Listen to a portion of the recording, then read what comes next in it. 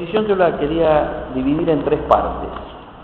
Una primera parte es una serie de organismos internacionales que están desde hace muchos años intentando implantar el control de la natalidad en el mundo. Y junto con el control de la natalidad, bueno, el aborto, las esterilizaciones, bueno, un montón de otros elementos. Esa sería una primera parte de la exposición. Segunda parte es todo el tema, cómo se está pretendiendo utilizar el derecho de los derechos humanos con cortes internacionales de justicia para implantar este control de la natalidad y ya como un avance del tercer tema. Entonces, el tercer tema sería la dictadura del relativismo, o sea, eso que Benedicto XVI, ya Juan Pablo II lo había insinuado, lo había dicho en algunas ocasiones, pero no había insistido demasiado en el tema.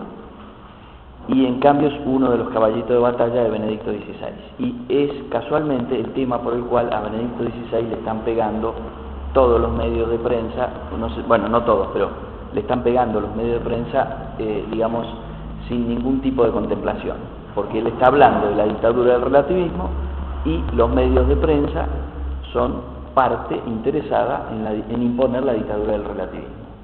Entonces, acá, y terminar con un cuestionamiento para que nos tengamos que hacer cada uno de nosotros, es decir, en el fondo la democracia relativista es el nuevo totalitarismo, es decir, totalitarismo actual tiene un nombre y un apellido, que es la democracia relativista, no la república, sino la democracia relativista. Entonces ahí entramos en la faz política de la dictadura del relativismo. O sea, la dictadura del relativismo tiene aspectos culturales, pero también tiene aspectos políticos. El aspecto político es, en Occidente, la democracia relativista. En otros lugares podrá ser relativista. En China, por ejemplo, no es la democracia relativista porque no hay democracia, pero sí es el marxismo relativista, por llamarlo, o el maoísmo relativista, como le quieran llamar. Para nosotros eso no tiene mayor interés. Para nosotros la dictadura del relativismo, desde el punto de vista político, se expresa en la democracia relativista. Bueno, esos serían los temas que yo pienso desarrollar. El tema del control de la natalidad es viejo, ya tiene más de 40 años. O sea, por ejemplo, UNICEF, la Agencia de Naciones Unidas para la Infancia, ya en el año 67, o sea, hace exactamente 40 años, empezó a promover el control de la natalidad. O sea, como uno de sus objetivos como Agencia de Naciones Unidas tenía que ser lo que ellos llamaban en ese momento planificación familiar. O sea que estamos hablando de esta primera parte. En el fondo esta charla sería casi como una visión histórica del asunto, es decir, esto comienza de algún modo hace 40 años, 50 años más o menos, con un propósito muy concreto que es el control de la natalidad. Pero después va a ir derivando hacia un sistema totalitario, cuya vertiente cultural es el pensamiento único. Acá no se puede pensar culturalmente como no sea como Tinelli plantea en la televisión. O sea, alguien que diga o que opine distinto que Tinelli, bueno, ese es masacrado, ¿verdad? Por los medios, por los profesores universitarios, por los políticos, etcétera, etcétera.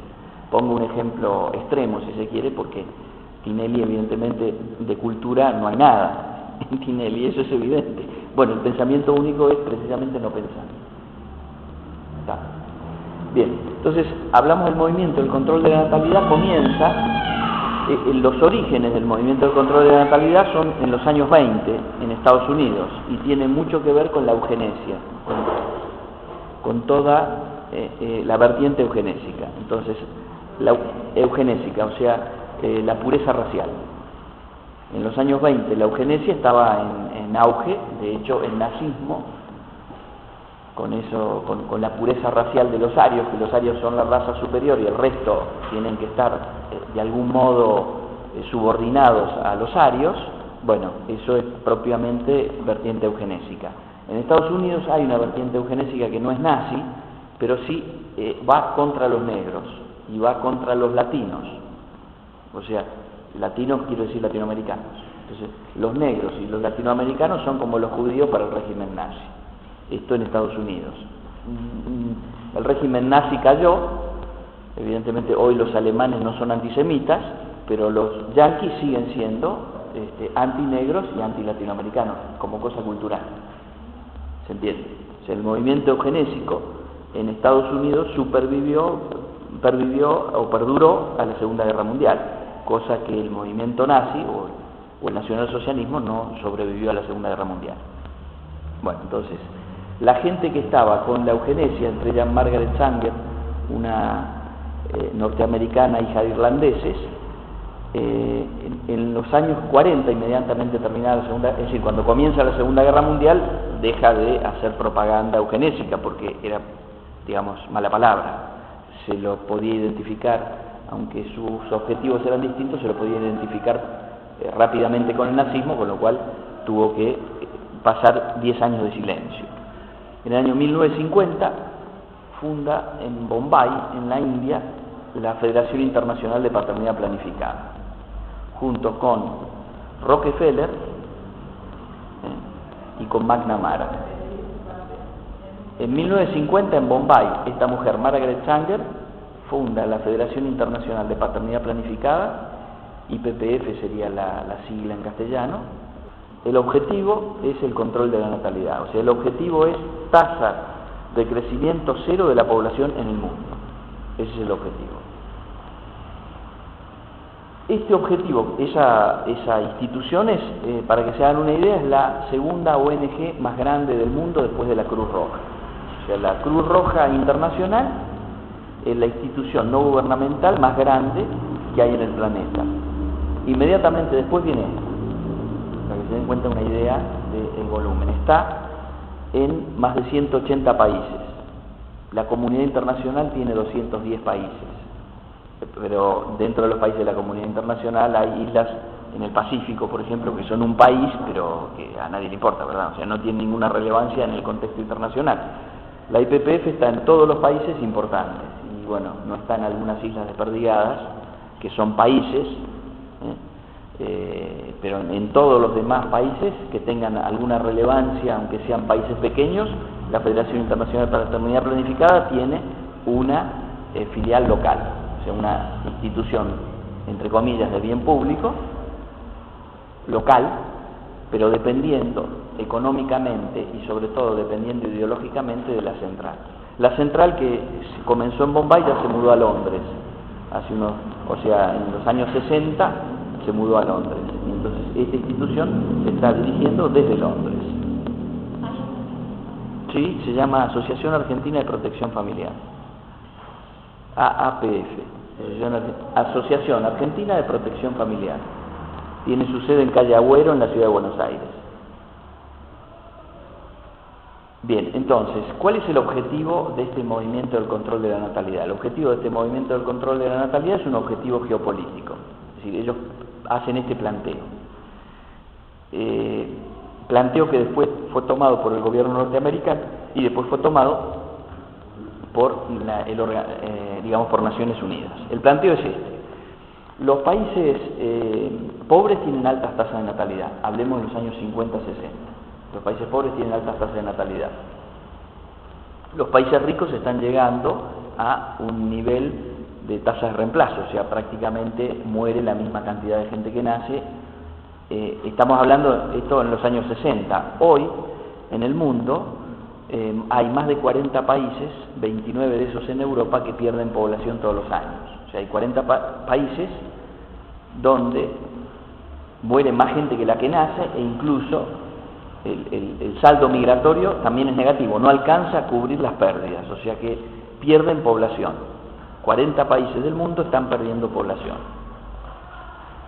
Bien, entonces, el argumento, ¿cuál es el argumento? Los países ricos tienen altas tasas de población, los países pobres los países ricos tienen bajas tasas de población, acercándose al nivel de reemplazo, es decir, al mantenimiento de la misma población. Los países pobres aumenta la población, entonces cada 15 años se duplica la población, cada 20 años, depende de la tasa de natalidad de cada país, entre 15 y 20 años se duplica la población. Los países ricos mantienen la población, Entonces dicen, bueno, esto va a traer en el mediano plazo y en el largo plazo un efecto económico. O sea, si en la India es un país pobre, pero se duplica la población y yo vendo camisetas, voy a vender el doble de camisetas, simplemente porque se duplicó la población. En Alemania, si pierde población, por más que la gente sea muy rica, yo voy a vender cada vez menos camisetas, porque va a haber menos gente para ponerse camisetas. O sea, el argumento es muy elemental, muy sencillo. Entonces, lo que ellos se plantean en el movimiento del control de la natalidad, ¿qué se plantea? Bueno, nosotros somos de los países ricos, queremos mantener nuestro predominio. Nuestro predominio es económico, no es militar con las legiones romanas, no es militar como Napoleón, no es militar como Hitler, sino que nuestro dominio es económico. Hoy Estados Unidos domina el mundo con la economía. Hace la guerra por ahí en Afganistán o por ahí en Irak, pero no se ha peleado con todo el mundo. El dominio que tiene en Estados Unidos es económico, no es militar, eso es evidente. Bueno, entonces, lo que dicen es, bueno, tenemos que mantener el predominio. Para mantener el predominio tenemos que superar este problema demográfico. Entonces dicen, bueno, tenemos dos posibilidades. Una primera posibilidad es que los países ricos aumenten su tasa de natalidad, equilibren la de los países pobres y, bueno, la variante demográfica se mantiene y entonces no va a haber ningún problema. Se va a mantener la situación económica. Y dicen, pero bueno, esto es imposible, porque si la gente rica no quiere tener hijos es porque no quiere, o sea, no tiene hijos porque no quiere tenerlos. Y si no quiere tenerlos, no los va a tener. Además, no tenemos ningún incentivo para ofrecerlo. ¿Qué le vamos a ofrecer? Un auto si ya lo tiene, una casa ya la tiene, una casa de fin de semana si ya la tiene. ¿Qué le podemos ofrecer que no tenga? Precisamente son ricos. Entonces, si no tienen hijos es porque no quieren, y si no quieren no los van a tener. Entonces no perdamos el tiempo, esta no es la solución. ¿Cuál es la solución? Bajar compulsivamente las tasas de natalidad de los países pobres hasta que se equiparen con la de los países ricos. Este es el sentido geopolítico, digamos, del movimiento de control de la natalidad. Es un movimiento, entonces, que lo que pretende es mantener la supremacía económica de los países ricos respecto de los pobres, y dentro de las naciones de los ricos respecto de los pobres, dentro de cada una de las naciones. O sea, porque hay gente, por eso la IPPF tiene filiales en todos los países del mundo, que están en beneficio no solo de la gran geopolítica de los países ricos, sino también de los privilegios de los ricos dentro de los países pobres. O sea, eso también hay que entender. Por eso se meten en los pasillos del poder, por eso esta gente tiene sus vinculaciones. Bueno, bien. Entonces se entiende el sentido del movimiento del control de la natalidad. Bueno, ahora vamos a ver qué es lo que ha pasado. Este movimiento del control de la natalidad, ¿qué ha hecho? Lo primero que han intentado hacer es lograr digamos, enquistarse como política en el gobierno norteamericano. Entonces lo que hicieron fue meterse en el gobierno norteamericano a través de Henry Kissinger. Henry Kissinger fue secretario de Estado, o sea, sería, en términos argentinos, sería el canciller del presidente Nixon, a comienzos de los 70. Entonces Henry Kissinger prepara un documento que es la guía de la política exterior norteamericana que se aplica aún hoy día, cualquiera sean los gobiernos, sean republicanos o sean demócratas. Entonces ese documento es de 1974 y se llama, o sea, es conocido como el informe Kissinger. Tiene un nombre muy largo, no me acuerdo, la seguridad ultramarina de Estados Unidos, no me acuerdo exactamente cómo es el nombre, pero se lo conoce como informe Kissinger. Es de 1974, recién en 1989 era un informe secreto del gobierno interno, digamos, del gobierno norteamericano, lo presenta al presidente Nixon estaba en ese momento cayendo, cae, y entonces el que lo aprueba es el presidente Ford, que es el que lo reemplaza a Nixon. Pero en ese interreño, digamos, entre los dos presidentes, ahí es presentado a la caída de uno y es aprobado por el otro.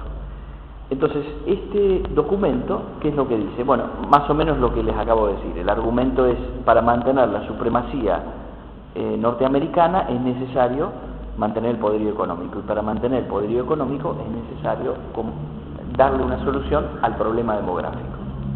En 1974 el mundo estaba dividido en dos, o sea, Estados Unidos dominaba, por decirlo de alguna manera, medio mundo, y el otro medio mundo estaba dominado por Rusia y China. O sea que todo lo que se aplicaba en ese momento, este informe de Kissinger se aplicaba para medio mundo, hoy se aplica para la totalidad del mundo. ¿Está? Entonces, a partir de 1974, esto pasa a ser parte de la política norteamericana, de la política exterior norteamericana, es el caballito de batalla de la política exterior norteamericana. Entonces, Kissinger, ¿qué dice? Bueno, tenemos que solucionar el problema demográfico, pero ¿cómo vamos a hacer para solucionar el problema demográfico? Lo primero es que no podemos aparecer directamente promoviendo estas políticas de control natal, porque todo el mundo entonces va a decir, son los yanquis que nos quieren dominar, esto es una política imperial de dominación. Pero lo primero que tenemos que hacer es, nosotros no podemos aparecer directamente. Acá hay que aparecer indirectamente. ¿Cómo se aparece indirectamente? Con instituciones como la Federación Internacional de Paternidad Planificada, que tengan filiales locales y que aparezcan como promotoras de una política interesada por los propios ciudadanos. Fomentar ese tipo de instituciones. Y después dicen, a través del sistema de Naciones Unidas. Teóricamente, Naciones Unidas, ¿cómo funciona? Un país, un voto, ¿verdad? Bueno, eso es mentira. Pues eso no es así. Eso es solo una vez al año en la Asamblea General. ¿Cómo funciona Naciones? Que se reúnen una vez al año durante una semana para almorzar y cenar como duques y para aprobar documentos que ya estaban aprobados, o sea, aprobar formalmente documentos que previamente ya estaban acordados. Pero eso no es Naciones Unidas. Naciones Unidas, ¿cómo funciona? Funciona con las agencias. ¿Le suena a Organización Mundial de la Salud? Bueno, la Organización Mundial de la Salud tiene un edificio en la ciudad de Buenos Aires, para la Argentina, tiene otro edificio en Santiago de Chile y otro en casi todas las capitales del mundo. Y eso funciona todos los días. El Ministerio de Salud de la Nación, desde la gestión de Massa en la época de Menem, tiene 2 funcionarios de la Organización Mundial de la Salud que son los que digitan toda la política sanitaria de la República Argentina. O sea, hay 2 funcionarios que van cambiando, van rotando, de acuerdo a la OMS, manda a los que quiere. La política sanitaria argentina la maneja la Organización Mundial de la Salud desde hace más de 10 años, por ejemplo. Entonces, las agencias de Naciones Unidas, en definitiva, ellas trabajan todos los días del año y están en todo el mundo. Entonces, eso es Naciones Unidas de verdad. O sea, las Naciones Unidas que funcionan son las agencias. Entonces tenemos UNESCO, que es para la cultura, UNICEF, que es para la niñez, Organización Mundial de la Salud para la salud, Programa de Naciones Unidas para actividades en población, para todo lo que sea demografía, Fondo de Naciones Unidas para el Desarrollo, etcétera, etcétera. Bueno, todos estos organismos o agencias de Naciones Unidas, hay otro, el ONU-SIDA, por el tema del SIDA, etcétera, etcétera. Es decir, hay un montón de agencias de Naciones Unidas que trabajan todos los días del año. ¿Cómo funcionan esas organizaciones, cada una de esas agencias? Bueno, muy sencillo. Los cargos directivos, o sea, los cargos importantes de las agencias de Naciones Unidas, no se eligen uno por país, sino que se eligen de acuerdo al aporte dinerario para el sostenimiento de esas agencias.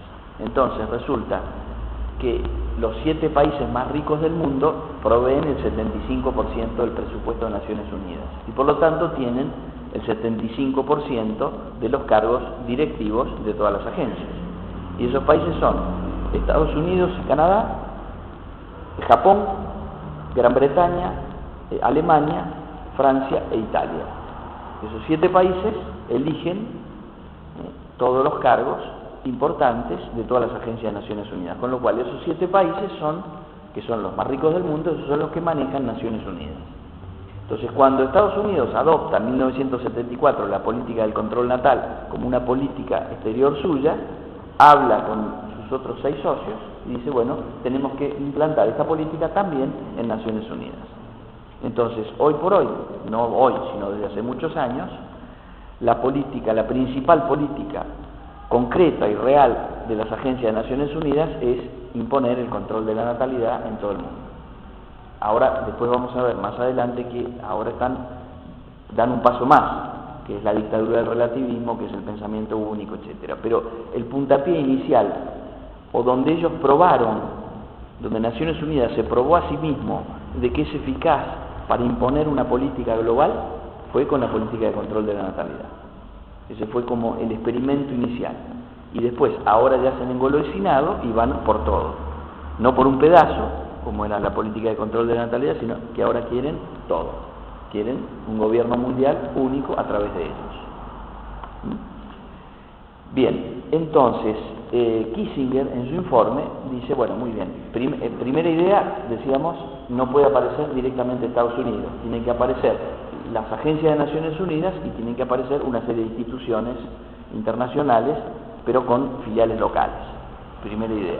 Segunda idea, bueno, ¿cuáles son los medios que vamos a utilizar para imponer la política de control de la natalidad? Bueno, los medios que vamos a utilizar para imponer la política de control de la natalidad tienen que ser muy amplios. Entonces, por ejemplo, una de las cosas que hay que hacer es eliminar todas las leyes que prohíban o que pongan obstáculos a la industria anticonceptiva. Si lo que queremos controlar la natalidad, bueno, lo que tenemos que hacer es la industria anticonceptiva ponerla en marcha. Entonces, si hay leyes que prohíben o que dificultan la industria anticonceptiva, lo primero que hay que hacer es eliminar esas leyes. Segundo, una vez eliminadas esas leyes, lo que hay que hacer es, bueno, fomentar estas políticas y que entonces los anticonceptivos lleguen gratuitos a todo el mundo a través del Estado. ¿Le suena la ley de salud reproductiva? ¿Le suena alguna cosa? Bueno, esto tiene una explicación, digamos. Es una imposición y es una imposición que ha sido voluntariamente aceptada por nuestras autoridades. Bien. Después dice, bueno, pero además la anticoncepción no es suficiente. Una vez porque la anticoncepción falla, entonces ¿qué pasa? Cuando falla la anticoncepción tenemos que dar un resultado, una respuesta eficaz. Bien, entonces, liberar la industria anticonceptiva, despenalizar el aborto, pero dicen esto no es suficiente porque la gente, si ya tiene ideas morales claras, etcétera, etcétera, entonces no va y va a educar así a sus hijos, entonces no vamos a imponer el control de la natalidad. Entonces, ¿qué tenemos que hacer? Educación sexual en las escuelas. ¿Le suena? El objetivo de esto es implantar la idea del control de la natalidad de la más pequeña infancia, porque las personas ya grandes, formadas, etcétera, etcétera, ese tipo de ideas no nos entra en la cabeza, ¿verdad? Pero si nos agarran desde chiquito o agarran a los hijos de esas personas corruptas, de esas personas, ¿verdad?, que no quieren implantar el control de la natalidad, que son delirantes, injustos, etcétera, etcétera, entonces, ¿qué necesitamos? Agarrar a los chiquitos, agarrarlos de chiquitos. Si los agarramos de chiquitos, entonces se puede lograr, ¿verdad? Entonces, educación sexual en las escuelas. Pero esto no es suficiente. Necesitamos convencer a la gente a través de la publicidad y de la propaganda de las bondades de tener una familia pequeña. Entonces, ¿cómo se logra eso? Y bueno, eso se logra involucrando a los medios de propaganda en las políticas de control de la natalidad o en los planes de control de la natalidad. Y digo, para que no haya ninguna confusión, yo digo medio de propaganda y voy a explicar por qué digo medio de propaganda, porque la gente dice medio de comunicación. El mayor éxito de los medios es que la gente los llame medio de comunicación. Ahí ya lograron el objetivo. Porque un medio de comunicación es algo bueno. Si a mí me permite comunicarme con otra persona, es algo bueno. Entonces yo, frente a las cosas buenas, voy desarmado, ¿verdad? Si yo me voy a encontrar con un amigo, voy desarmado. No tengo pensado una estrategia, ni estoy pensando que ese amigo me está queriendo perjudicar. En cambio, si yo digo medios de propaganda, claro, ¿y qué propaganda me están haciendo? A mí no me gusta que me metan la propaganda, porque me están lavando el cerebro, ¿verdad? Entonces voy armado, voy preparado, es decir, voy dispuesto críticamente a analizar lo que me mandan. Bueno, un medio de comunicación, ¿qué es? El teléfono. Un aparato acá, otro aparato acá y un cable en el medio, ¿verdad? Se levanto el tubo, hola fulanito, ¿cómo andás? Bueno, esta noche, ¿qué haces? Comamos un asado, venite a casa. Un medio de comunicación es el teléfono. Es un medio que comunica a dos personas. El televisor es un medio de comunicación. ¿Ustedes le hablan al televisor frecuentemente? ¿El televisor los escucha? ¿Les hace caso? Entonces no es un medio de comunicación. Es un medio de propaganda, propaga ideas. Nos propaga ideas, las ideas que ellos quieren. Es un medio de propaganda. Y utiliza la publicidad para pagar los costos. Es un medio de propaganda y de publicidad, pero la publicidad es simplemente para pagar los costos. Lo que les interesa a los medios es propagar ideas. Son medios de propaganda. ¿Está? Y la radio lo mismo, y la prensa lo mismo. Los diarios, está bien, sí, es cierto que para dar un tinte de apertura, Entonces permiten que uno llame al canal de televisión para hacer una pregunta. Primero te preguntan qué es lo que va a preguntar y te filtran a ver si salís al aire o no salís al aire, o no les pasó a ustedes. Bueno, las cartas de lectores, vos mandás la carta de lector del diario y te publican la que ellos quieren, ¿o no? O es obligatorio que publiquen todas las cartas de lector, te han publicado todas las que mandaste. No, publican las que ellos quieren. Y con la radio lo mismo. Entonces son medios de propaganda.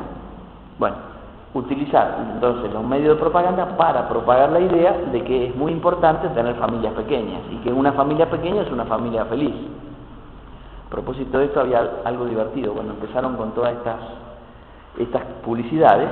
Entonces hicieron una gran publicidad gráfica en la India. La India, la gente, por lo menos en esos años, la mayoría de la gente es analfabeta, o era analfabeta, no sé ahora cómo será. Entonces la propaganda tiene que ser una propaganda gráfica, ¿verdad? Que se vea con imágenes y prácticamente sin leyenda, ¿no? Porque para que llegue. Entonces, bueno, hicieron grandes afiches y pegaron afiches en las rutas, en las ciudades, por todos lados. Entonces el afiche tenía dos campos, dos partes. Una parte había una familia yanquis, todos rubios, gorditos, qué sé yo. Entonces estaba mamá, papá, un castillo atrás, esto de estilo bien yanqui, con un cochazo de 4 metros de largo y 4 metros de ancho, no sé, todos sonrientes los yanquis, qué sé yo. Bueno, una parte. La otra parte era dos hijos, un varoncito y la nenita, la parejita, ¿verdad? Entonces ya estaba, esa era la imagen. La otra imagen era un rancho hindú, o sea que debe ser mucho peor que un rancho de lo nuestro, ¿no? Una porquería total.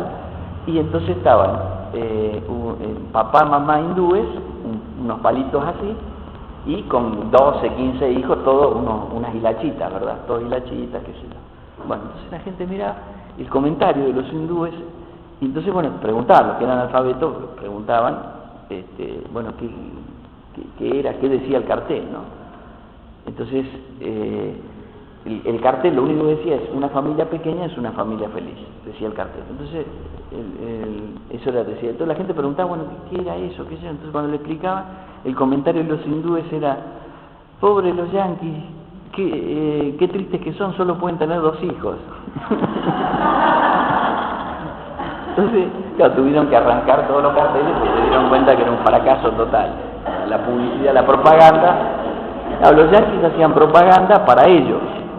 Los yanquis hacían una propaganda para el cerebro yanqui, bien chiquitito, ¿verdad?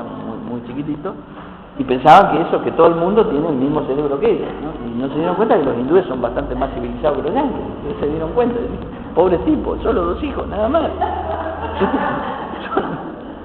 Son unos infelices, ¿no?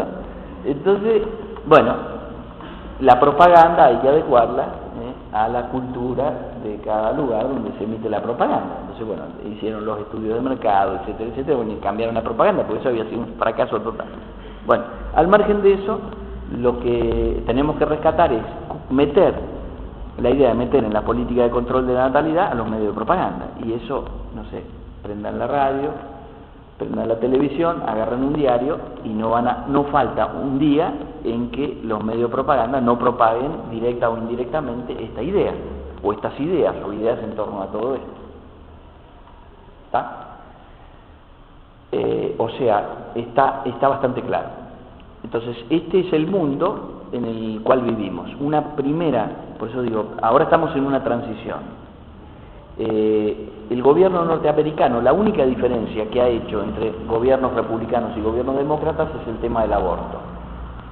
Los republicanos no promueven el aborto, o sea que no permiten que haya fondos federales para promover el aborto fuera de Estados Unidos ni dentro de Estados Unidos, fondos federales. Lo que pasa es que ahí cada estado es un país federal como el nuestro, con lo cual cada estado tiene dinero, y hay muchos estados que sí dan fondos para el aborto. Pero el Estado federal, con las administraciones republicanas, no da dinero para promover el aborto, ni dentro de Estados Unidos ni fuera de Estados Unidos. Las administraciones demócratas, todo lo contrario, o sea que dan dinero federal para el aborto tanto dentro como fuera de Estados Unidos. Esa es la única diferencia. En lo demás, el informe Kissinger sigue siendo digamos, el manual de instrucciones de la política exterior norteamericana. ¿Está? Bien.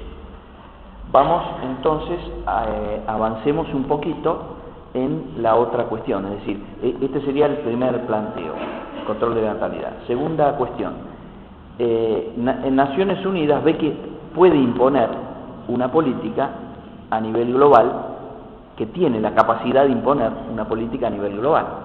Entonces, la prueba de esto son las conferencias de Naciones Unidas de los años 90. Año 92 la conferencia de Río sobre medio ambiente, el 93 94 del Cairo sobre población y desarrollo, en el 95 la de Viena sobre derechos humanos y la de la mujer en Pekín, en el 96 la de Estambul sobre hábitat humano, y después, bueno, viene también en el 97 Río más 5, después el Cairo más 5, después Pekín más 5, después más 10, después más 10, etcétera, etcétera, o sea que vienen haciendo conferencias de Naciones Unidas durante bastante tiempo, hasta que asume la presidencia George Bush hijo, y ahí cortan, porque Bush les corta el dinero, le corta la financiación. Dice, bueno, muchachos, termínenla con esto. Tiene muchas cosas negativas Bush, pero tiene algo positivo, es decir, que en esto creo que más o menos se toma en serio el tema de la defensa de la vida humana, no de la vida humana en contra del aborto, digamos, y de la clonación y ese tipo de cosas, no en cuanto al control de la natalidad, porque en eso sigue la misma política que todos los gobiernos norteamericanos que lo precedieron, ¿está? Pero por lo menos es algo positivo y creo que es algo que hay que agradecer. Bien, entonces ¿qué pasa? Ahí, digamos, Naciones Unidas se prueba a sí misma que estas políticas de control natal empiezan a ser eficaces, no solo en los países europeos, sino en los países del tercer mundo. Entonces empiezan a bajar drásticamente todas las tasas de natalidad, y el resultado era lo que les decía al comienzo de la charla, es decir, que ya a partir del año 2000, o sea, hace ya 7 años, hay 40 países del mundo que pierden población, entre ellos Rusia, Alemania, Italia, bueno, Letonia, Lituania, Hungría, Bulgaria, bueno, todos los países de Europa, todos. Bien, entonces viene ahora una nueva vuelta de tuerca. ¿Cuál es la nueva vuelta de tuerca? El sistema de derechos humanos, el sistema internacional de derechos humanos. Entonces ya no se trata solo de implantar las políticas de control de la natalidad a través de un sistema judicial, sino implantar una nueva cultura. Implantar una nueva cultura. Una nueva cultura, por supuesto, anticristiana. Y una nueva cultura que implica también una nueva antropología. Entonces acá se mete, por ejemplo, la ideología de género. Esto yo no me puedo meter en lo que es la ideología de género, porque si no, no termino más, pero daría para otra reunión. Pero en síntesis, ¿qué dice la ideología de género? Bueno, el sexo es la parte biológica con la cual nacemos, somos varones o mujeres, no se puede discutir. Pero el género sería la construcción social del sexo, es decir, qué es lo que yo entiendo por ser varón o por ser mujer. Y eso yo puedo querer ser varón hoy y mañana querer ser mujer, y dar el contenido de lo que es ser varón o de lo que es ser mujer y variarlo. Entonces ya no hay, digamos, el género, que sería algo así como el sexo psicológico, no tiene ninguna relación con el sexo biológico. El ser humano está fracturado en dos: la parte biológica y la parte psicológica, y son totalmente autónomos.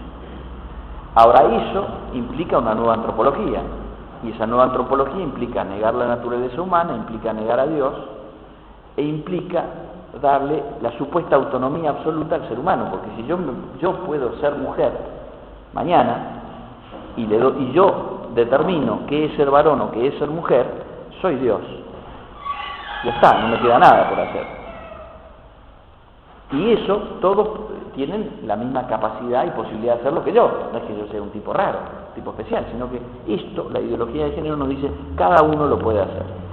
Por supuesto, esto es ideológico, esto es falso, esto es imposible desde todo punto de vista, pero lo que se trata es meterlo, la ideología de género y la nueva ley de educación lo dice expresamente como contenido transversal, es decir, que en todas las materias y en todos los ciclos se tiene que meter ellos le llaman la teoría de género, para agarrar a los chiquitos desde la más tierna infancia y que a los 20 años no sepan si son varón, mujer o puercoespín.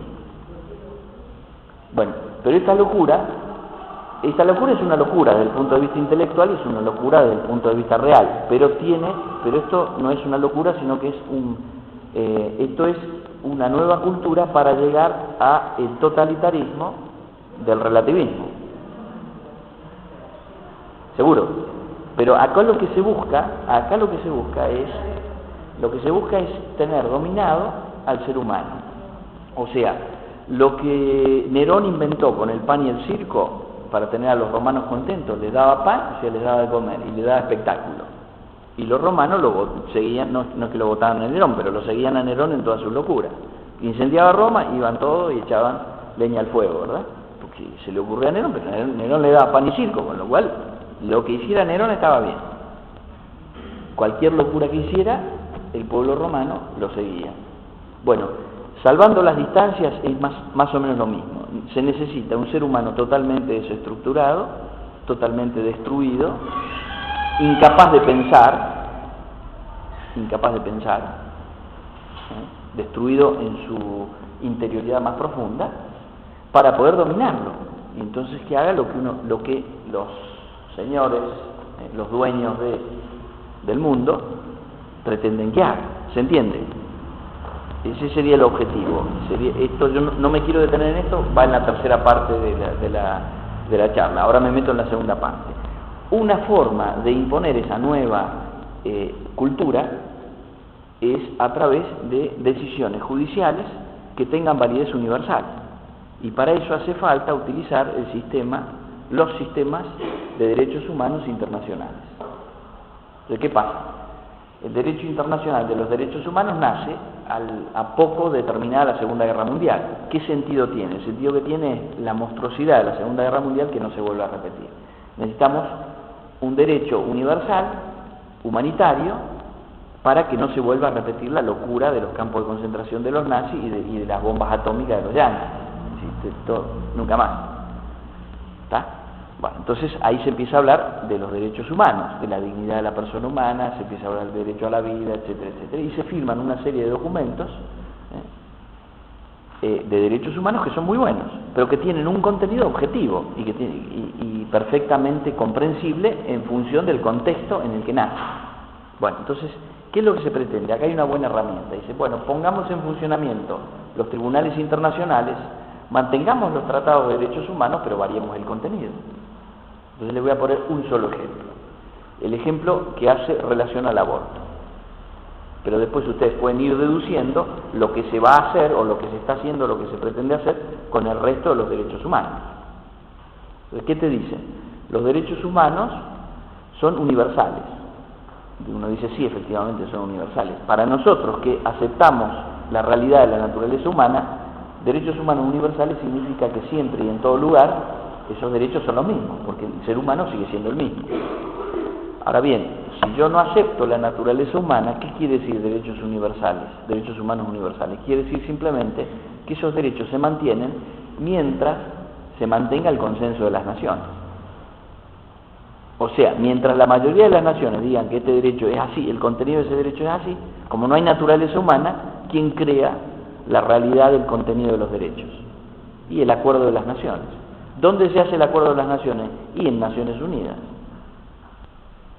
¿Y quién hace el acuerdo de las naciones? Y el que financia las estructuras de Naciones Unidas. ¿Se entiende? Entonces acá tenemos un elemento de dominación mundial fantástico. Entonces dicen, bueno, el derecho a la vida, sí, el derecho a la vida es universal, es un derecho humano, no se discute. Bueno, precisamente el aborto, hay que despenalizar el aborto en función del derecho a la vida de las mujeres.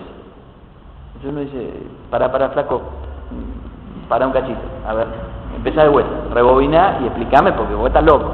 No estoy loco. Entonces dan el argumento. El mismo ministro de Salud de la Nación repite continuamente este argumento como un caballito de batalla. ¿Cuál es el argumento? Muy sencillo. Si el aborto está penalizado, es clandestino. Si el aborto se hace en condiciones clandestinas, mueren muchas mujeres, porque, claro, no se hace en condiciones sanitarias óptimas. Entonces, por el derecho humano a la vida de las mujeres hay que despenalizar el aborto. Solo un débil mental puede hacer un argumento de esta naturaleza, que tiene falacias por todos lados, no resiste ni el más mínimo análisis. Pero hay una refinada hipocresía y a ellos no les importa. ¿Por qué? Porque tienen el poder.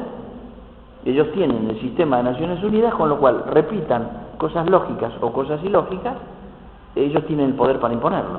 No les importa. Por supuesto, tratan de disfrazarlo del modo más amable, atractivo y más lógico posible.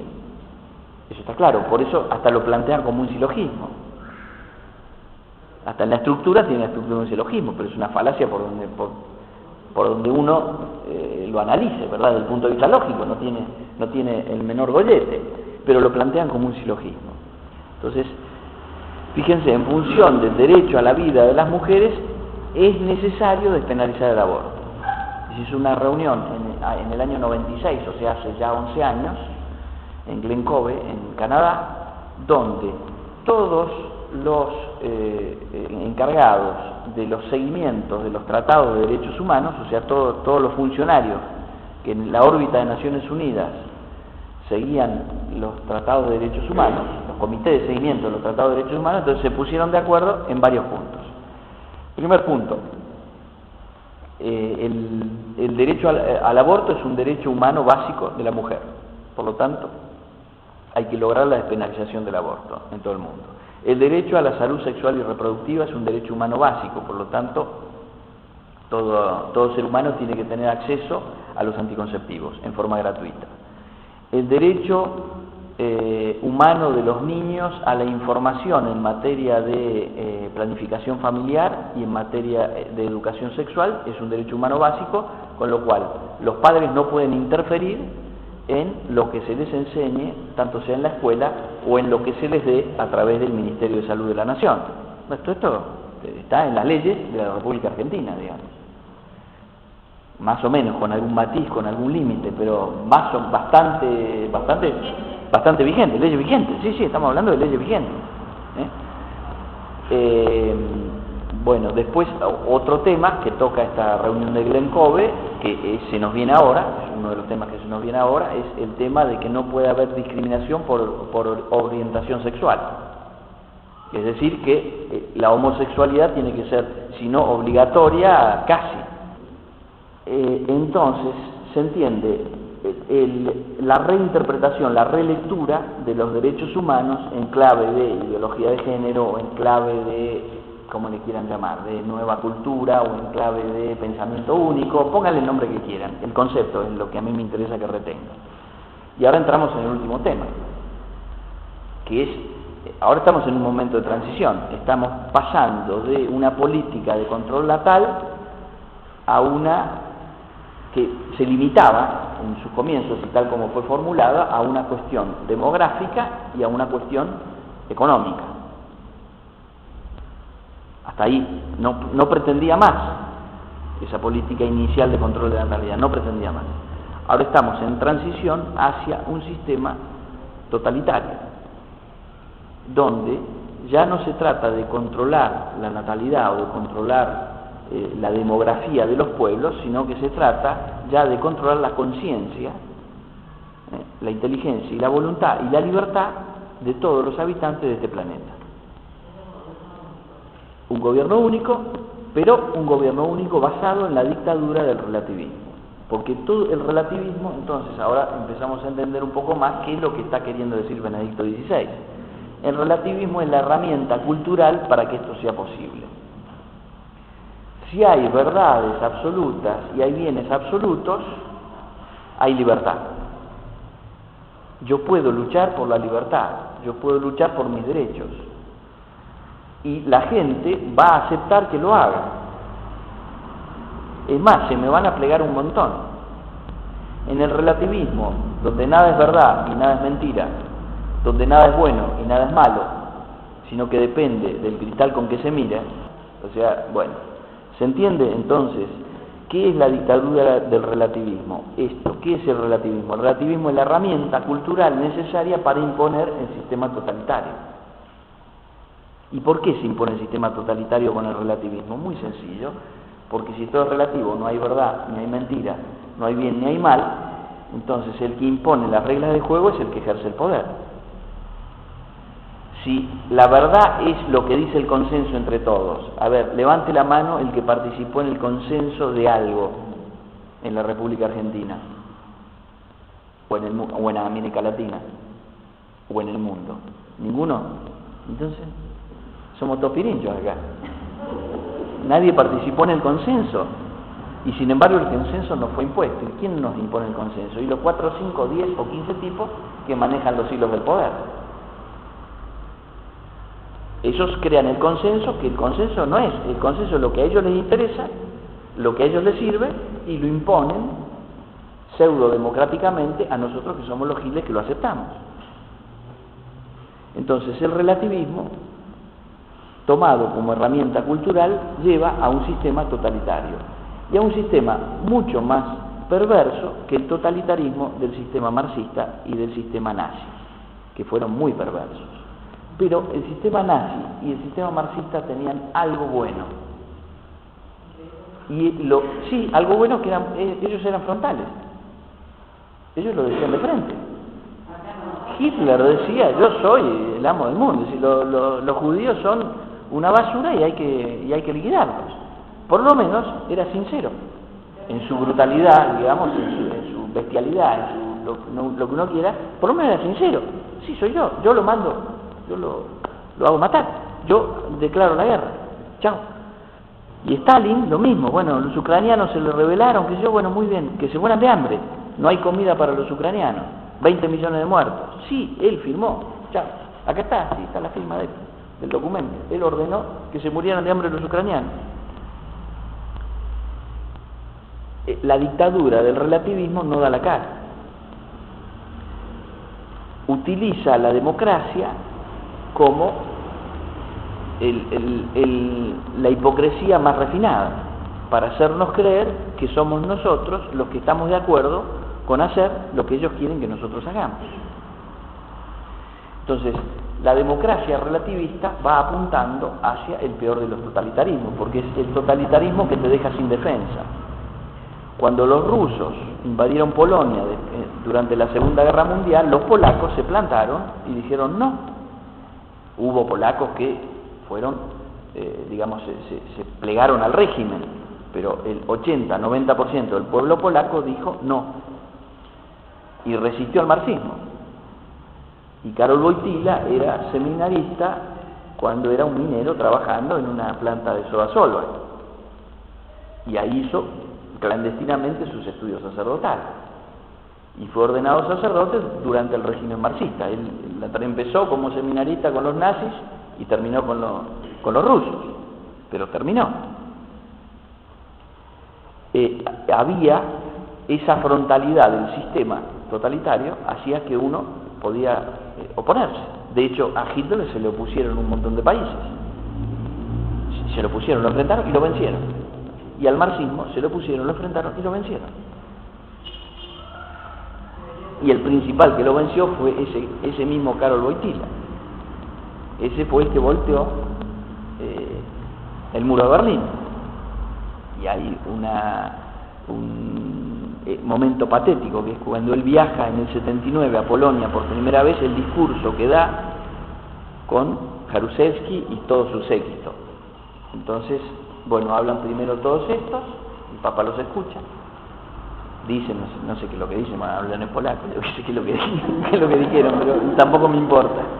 Pero después se ve, la imagen se ve que empieza a hablar, Juan Pablo II empieza a hablar, y uno ve cómo los otros militares, el mariscal Jaruzelski, qué sé yo, se van achicando, se van arrugando, y el Papa empieza a hablar cada vez más fuerte, empieza a golpear con el báculo, y los otros se van arrugando.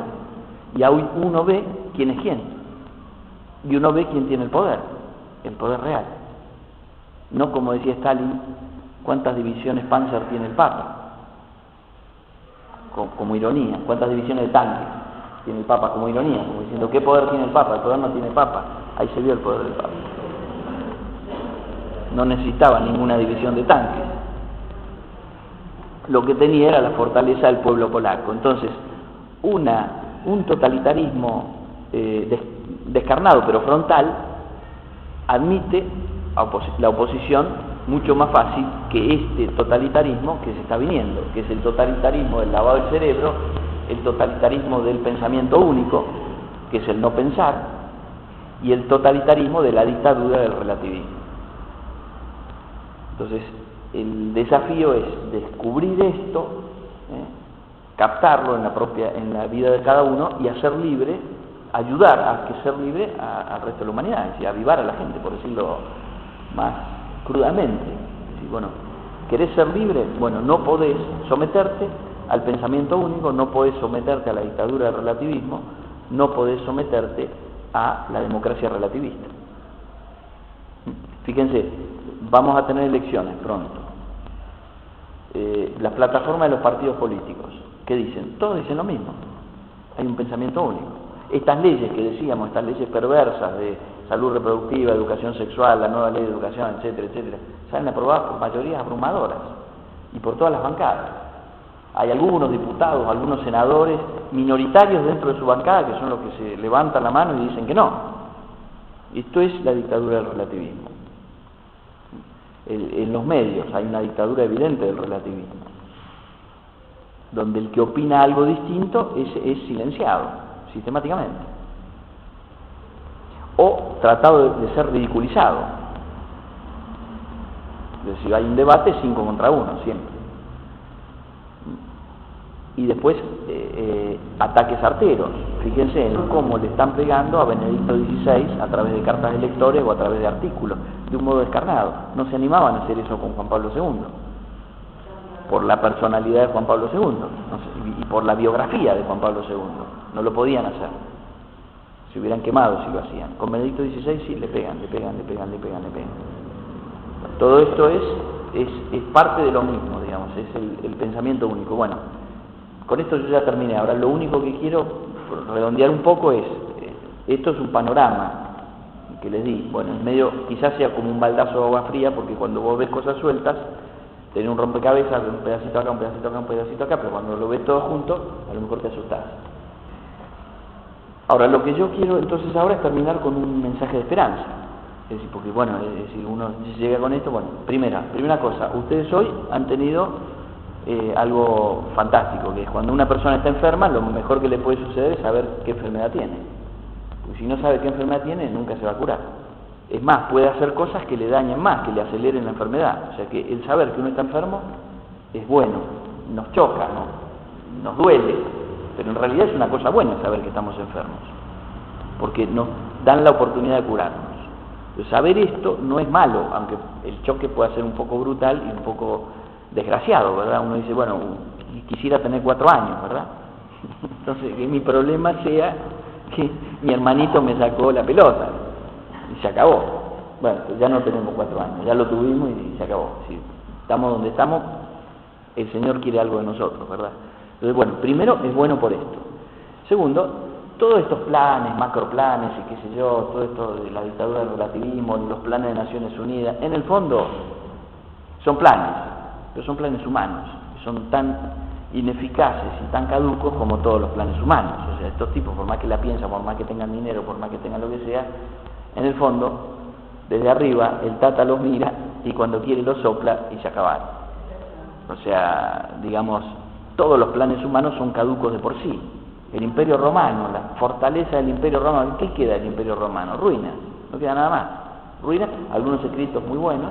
Digo, incluso esto, mírenlo, hay que mirarlo sobrenaturalmente, pero miremoslo también humanamente. Humanamente también, y sin apelar a lo sobrenatural, humanamente también. El ser humano toca fondo, pero se recupera. Si no, la humanidad hubiera desaparecido. Muchas crisis ha tenido la humanidad a lo largo de la historia y el ser humano siempre se ha recuperado. Ha tocado fondo, pero ha salido para arriba. Nunca se ha quedado adentro. También humanamente. Está la mano de Dios, sin duda, en todo. Pero quiero decir que incluso humanamente, pueblos que no tienen nada de cristianos han tocado fondo y se han levantado. Y no han escuchado hablar de Jesucristo. Entonces esto también es real.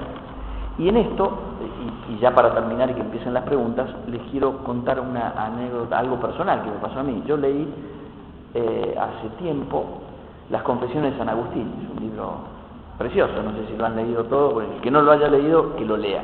Ese es un consejo recomendable. Pero hay bueno, la versión que yo leí tenía una síntesis de los temas, que decía libro tanto y tenía la síntesis de los temas, ¿no? Y después venía ya el texto. Entonces yo leo uno de los tantos libros, terminaba el libro con dos cosas, dos temas. El primero de los temas era la muerte de Santa Mónica, y el último tema ya, era elogio de Agustín a su madre. Entonces yo cuando leí eso, digo, bueno, me empecé a regocijar pensando que iba a leer una de las páginas, porque bueno, San Agustín es una pluma genial, es una de las mejores plumas de la historia de la humanidad. Un santo hablando de su madre santa, que fue la que lo convirtió a él, porque si no hubiera sido por Santa Mónica, San Agustín no sería san ni sería Agustín. Uno vaya a saber dónde estaría, ¿verdad? O sea que evidentemente, bueno, yo leí eso y digo, bueno, acá voy a leer una cosa fantástica, ¿no? Entonces, ¿qué leí? Bueno, cuenta que se bajó del barco, no sé en qué ciudad, y bueno, claro, no, la medicina se lo perdoné porque bueno, la medicina no funcionaba mucho, entonces dice, bueno, le dio un ataque y se murió, o sea, no cuenta nada, se ve que se murió repentinamente, la madre se indispuso y se murió, pum, chao. Primera cosa que me sorprendió un poco, pero digo, bueno, está bien, el pobre San Agustín era teólogo, filósofo, y de medicina no entendía nada, pobre tipo, perdonémoslo. Bueno, sigo el otro párrafo, que sería el elogio de la madre. Entonces dice, mi madre, Mónica, fue mujer de un solo varón. Punto aparte, termina el libro y cambia de tema. ¿Cuál es el sentido de que San Agustín haya dicho esto? Después, leyendo otros libros de contemporáneos, entendí lo que San Agustín le escribía a sus coetáneos, a sus contemporáneos. Entonces, era tal la inmoralidad que había en la Roma de su época, que decir que una mujer había sido mujer de un solo varón era decirlo todo. Entonces, claro, él no pensaba que lo iban a leer 20 siglos después, y cómo sería la cultura del tipo que lo iba a leer 20 siglos después, en otro continente. Lógicamente San Agustín no se pudo poner a pensar eso. Él le escribía a sus contemporáneos. Entonces, decir eso era decirlo todo. Entonces me puse a pensar, bueno, si yo tuviera que hacer el elogio de mi madre, ¿haría eso? No. Entonces tan mal no estamos. Tan mal no estamos. Hasta que no lleguemos al momento donde un santo tenga que escribir de su madre santa eso, tan mal no estamos. O sea, y este es el mensaje de esperanza, es decir, la humanidad ha tenido ciclos, ha tenido altibajos, siempre tiene ciclos, siempre tiene altibajos. Estamos en un mal momento, no cabe duda, pero ha habido en la historia de la humanidad momentos mucho peores. Entonces, ¿cuál es el problema? El problema no es un problema, es un desafío, nada más. Me tengo que poner las pilas y tengo que hacer un mundo mejor. Y ya está. Bueno, yo con esto termino. Y después que, no sé, que pregunten lo que quieran. ¿Vos querías preguntar?